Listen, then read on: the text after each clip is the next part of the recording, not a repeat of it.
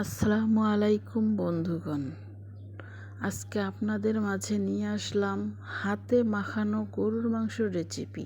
তাই আমার ভিডিওটা দেখতে হলে আমার ভিডিওর সাথে থাকতে হবে। দেখেন, আমি 1 কেজি পরিমাণ গরুর মাংস নিয়েছি।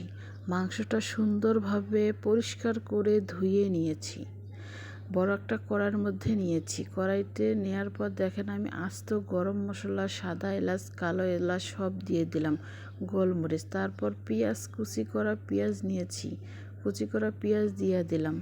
তারপর আমি আমার আদা রসুন ব্লেন্ড করে নিয়েছি, সে আদা রসুন ব্লেন্ড করা দিয়ে দিলাম। ওখানে কিছু জিরাও অ্যাড করে ব্লেন্ড করে নিয়েছি, তাও দিয়ে দিয়েছি। এখন আমি পরিমাণ মতন লবণ দিয়ে দেব।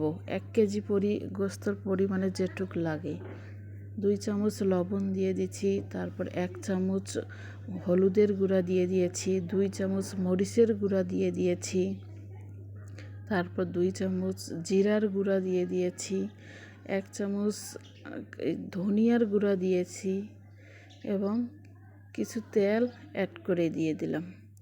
এখন আমার এই গরুর মাংসটা আমি সুন্দরভাবে হাত দিয়ে মেখে ম্যারিনেট করে আধা ঘন্টার মতো ঢেকে রেখে দেব।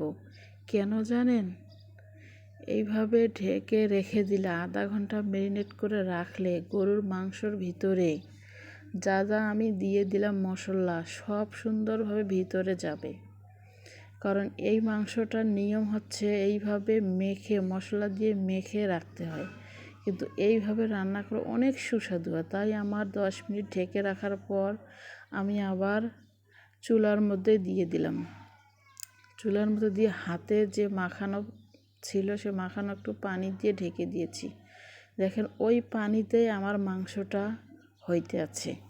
মাংসটা ভালোভাবে হবে, ওই ঝোলটায় আমি ভালোভাবে কষাবো। মশলার পানিটা কষানোর পর ভালোভাবে কষে নেব। দিয়ে শুকনো শুকনো যখন হয়ে যাবে তখন আমি কিছু পানি অ্যাড করে দিয়ে দেবো। সে পানিটা হচ্ছে আমি হালকা কুসুম গরম পানি করে নিয়েছি। হালকা কুসুম গরম পানি করে আমি আমার মাংসতে ঢেলে দেব। দেখেন আমার মাংসটাই যে সুন্দরভাবে হইতেছে। অর্ধেকটা অলরেডি হয়ে গেছে, আর কিছু আমি আলু অ্যাড করে দিয়ে দিলাম। 2টা আলু অ্যাড করে দিয়েছি। মাংসের মধ্যে আলু না হলে কি আর চলে? তাই মাংসর মধ্যে আলু দিয়ে আমি ঢাকনা দিয়ে ঢেকে দিলাম।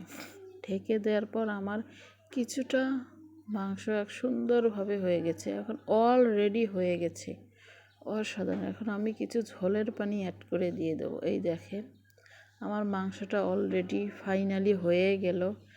ঝোল দিয়ে দিলাম। এই দেখেন সুন্দর একটা কালারও এসেছে, ওয়াও, অসাধারণ একটা ফ্লেভারও বের হয়েছে।